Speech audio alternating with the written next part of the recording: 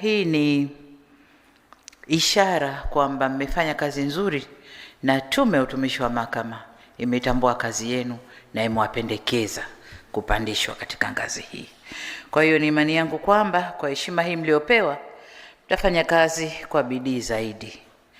Nendeni mkaongeze nguvu katika Mahakama ya Rufani kwa kutambua umuhimu wa haki kama msingi wa amani, utulivu, lakini pia maendeleo ya taifa letu na ustawi wa wananchi kwa ujumla. Haki ndiyo ina prevail katika yote haya. Nendeni mkaitumikie nchi kwa uadilifu, weledi na uzalendo kama mlivyo hapa. Mmeapa mtafanya kazi bila upendeleo, huba, chuki.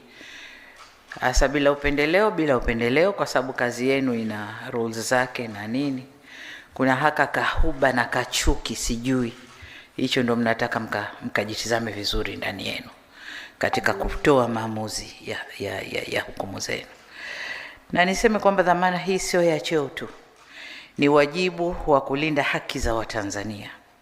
Katika maamuzi yote mnayofanya, kumbukeni kauli hii, kwa kuwatumikia wanadamu ni kumtumikia Mungu.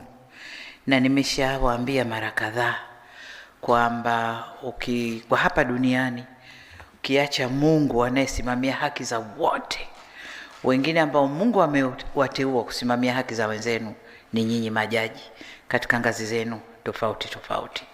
Kwa hiyo mnafanya kazi kubwa na sijui niseme wajibu au dhima, mna dhima kubwa kwa nchi hii.